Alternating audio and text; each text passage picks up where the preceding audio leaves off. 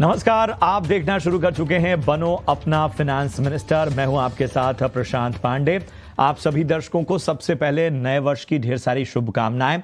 ET now स्वदेश इस वर्ष भी आपकी फाइनेंशियल प्लानिंग, आपकी फाइनेंशियल इंक्लूजन और आपकी वित्तीय साक्षरता और जो हमारा मिशन है कि हम छोटे शहरों में निवेश की एक नई कहानी लिखें, उस पर, उस मकसद पर, उस मिशन पर हमारी जो कोशिशें हैं, हमारा जो पूरा प्रयास है वो लगातार जारी रहेगा और आपको निवेश के नए नए तरीकों और तमाम ख़ास बातों को बारीकी से बताएंगे आसान भाषा में। आज हमारे साथ इस चर्चा में शामिल हो रहे हैं हेमंत रुस्तगी साहब, जो कि सीईओ हैं वाइज इन्वेस्ट से। हेमंत सर, सबसे पहले तो नए साल की ढेर सारी शुभकामनाएं और यही आशा करते हैं कि जैसे आपने पिछले सालों में हमारे साथ लगातार निवेशकों को जागरूक किया, लगातार उन्हें सही मार्गदर्शन किया, 2024 में भी उनका मार्गदर्शन आप करते रहेंगे और उनका बेहतर पोर्टफोलियो हो या उन्हें निवेश के मोर्चे पर जो भी चुनौतियां मिल रही हैं उसका कहीं ना कहीं आप समाधान निकालने की कोशिश करेंगे। बहुत बहुत स्वागत मैं आपका करूंगा और सबसे पहले मैं अपने पहले कॉलर को हेमंत सर जोड़ता हूं। ये हैं सुनील यादव, हमारे साथ जुड़े हो। सुनील जी नमस्कार, नए वर्ष की ढेर सारी शुभकामनाएं आपको। कहां से बात कर रहे हैं और पूछिए क्या है आपका सवाल। नमस्कार सर, नए साल की मुबारकबाद। जी पूछिए अपना सवाल। सर नमस्कार सर, मैं अपने बच्चों के लिए मतलब एजुकेशन एंड मैरिज के लिए प्लानिंग कर रहा हूँ जी। तो मेरी 2 एक्सिस स्मॉल कैप और एक्सिस ग्रोथ अपॉर्चुनिटी फंड्स में 3500 की पर मंथ की एसआईपी जा रही है। तो इनमें किसी में भी कोई प्रकार का टॉपअप नहीं कर रखा मैंने। ठीक है। और मैं चाहता हूं कि अगली 20 साल बाद मुझे समथिंग 2 करोड़ की लगभग अगली 20 साल बाद ठीक है 2 करोड़ का सरप्लस मुझे मिले। ठीक है। तो मुझे क्या चेंजमेंट करना चाहिए, इन्हीं में बना रहना चाहिए या कुछ अलग से और एसआईपी करनी चाहिए, इनके बारे में नॉलेज चाहिए। ठीक है सुनील जी, तो आपकी तमाम डिटेल्स आपने भेज भी रखी हैं और आपने बहुत स्पष्ट तरीके से उन सारी डिटेल्स और अपने लक्ष्य के बारे में बात भी की। तो हम अपने दर्शकों से ये बार बार कहते भी आए हैं कि कोई भी आप फाइनेंशियल प्लानिंग कीजिए, जो भी आप इन्वेस्टमेंट कीजिए, उसका एक गोल यानी एक लक्ष्य रखिए, जिस तरह से सुनील जी ने रखा हुआ है। और बाकी डिटेल्स हेमंत सर आपके पास हैं। बताइए सुनील को नए साल में निवेश की क्या आप रणनीति सुझाएंगे। जी प्रशांत, सबसे पहले आपको ईटी नाउ स्वदेश की पूरी टीम और सभी व्यूअर्स को नए साल की शुभकामनाएं। देखिए, जहां तक इनके सवाल की बात है, उन्होंने कहा कि 5000 इनको इन्वेस्ट करना है। इनके जो फंड है वो ठीक से मैं सुन नहीं पाया, बट अगर ये इन्वेस्टमेंट की बात करें, जैसा उन्होंने कहा कि 5000 पे इन्वेस्ट करना, 20 साल का इनके पास समय है, तो समय काफी लंबा है और ऑब्वियसली जो गोल है वो भी लॉन्ग टर्म गोल है। तो ऐसे में आप इक्विटी फंड में इन्वेस्ट कर सकते हो। I think as a strategy वो बिल्कुल सही है। अगर हम मान के चले कि 12% की रिटर्न इनको मिले 20 साल तक, अगर ये अपना प्रोसेस कंटिन्यू करें, तो करीब 5000 की इन्वेस्टमेंट से करीब 50 लाख का कॉर्पस ये बना पाएंगे। और अगर इन 5000 के लिए इनको एलोकेशन देखना है, तो मुझे लगता है कि एक इक्विटी में तो जैसा मैंने कहा होना ही चाहिए, बट वहां पे भी बहुत इंपॉर्टेंट है कि तीनों मार्केट सेगमेंट में सही तरीके का बैलेंस हो, ताकि तीनों सेगमेंट का आपको फायदा मिल सके। तो एक multi cap fund, Kotak multi cap fund, जिसमें 2500 पे इन्वेस्ट कर सकते हैं, और एक Motilal Oswal large and mid cap, जिसमें 2500 इन्वेस्ट कर सकते हैं। तो ये 5000 जो है वो इन 2 फंड में इन्वेस्ट करके ये अपना प्रोसेस को कंटिन्यू कर सकते हैं। सुनील जी, कोई और आपका सवाल? जो सर कोई मेरे सुन नहीं पाए, वो एक्सिस स्मॉल कैप और एक्सिस ग्रोथ अपॉर्चुनिटी फंड में पर मंथ में 3500 रुपए पर मंथ डाल रहा हूँ। 7000 पर मंथ एसआईपी चल रही है। अच्छा, 3500। एक आपने बताया एक्सिस स्मॉल कैप और दूसरा एक्सिस ग्रोथ अपॉर्चुनिटी फंड। ठीक है हेमंत सर, 7000 पहले से ये इन्वेस्ट कर रहे हैं एक्सिस स्मॉल कैप और एक्सिस ग्रोथ अपॉर्चुनिटी फंड में।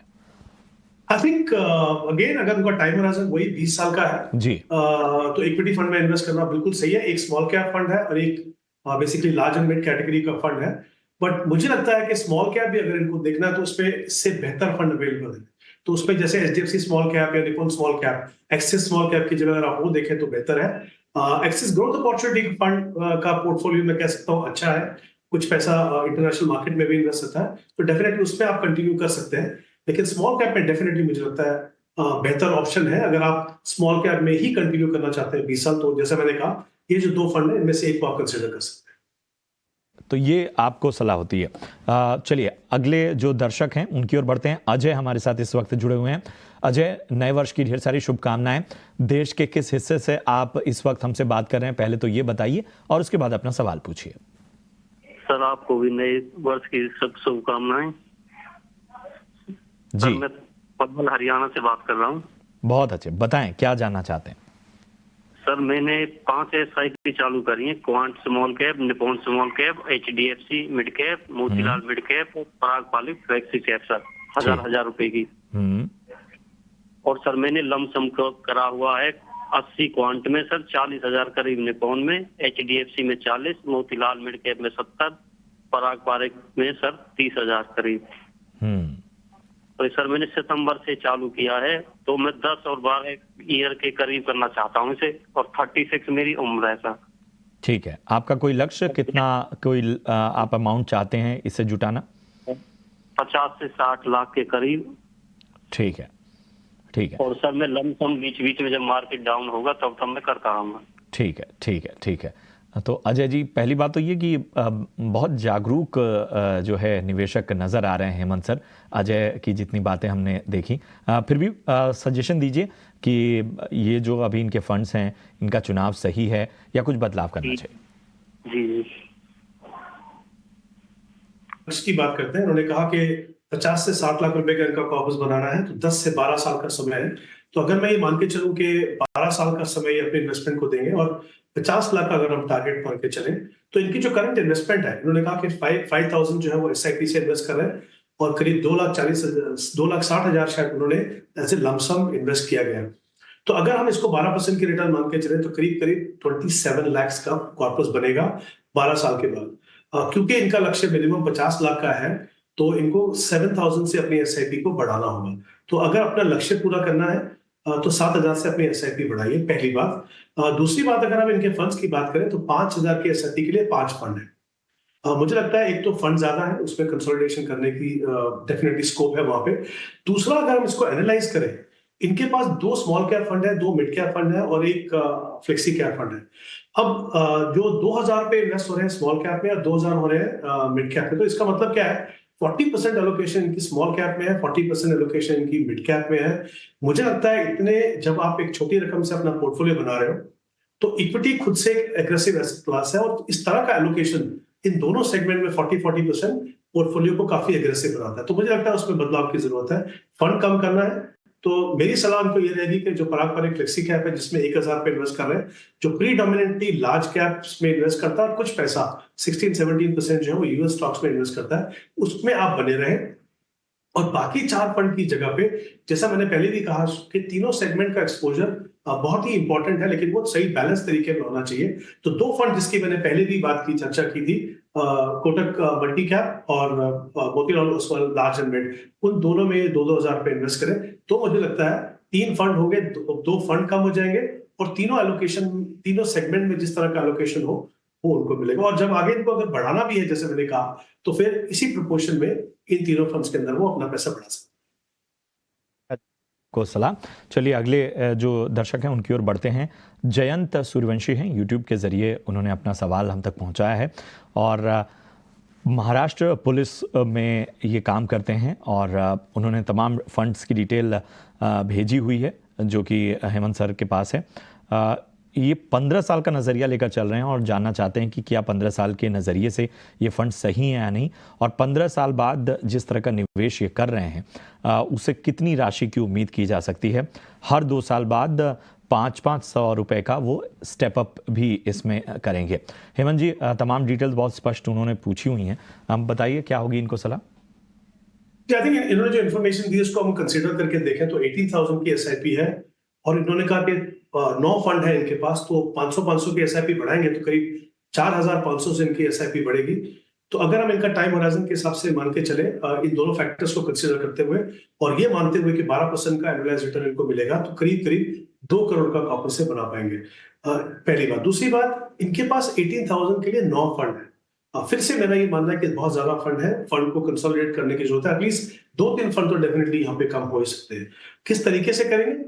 देखिए, इनके पास एक ELSS फंड है, एक्सेस टैक्स सेवर फंड। तो जाहिर सी बात है कि एक ELSS पोर्टफोलियो में होना ही चाहिए, क्योंकि उनको टैक्स सेविंग के लिए इन्वेस्ट करना है। तो लेकिन वहां पे मुझे लगता है एक्सेस टैक्स सेवर से बंधन टैक्स एडवांटेज एक बेटर ऑप्शन। तो जो फ्रेश इन्वेस्टमेंट है वो अगर आप उस फंड में करें 2000 तो सही रहेगा।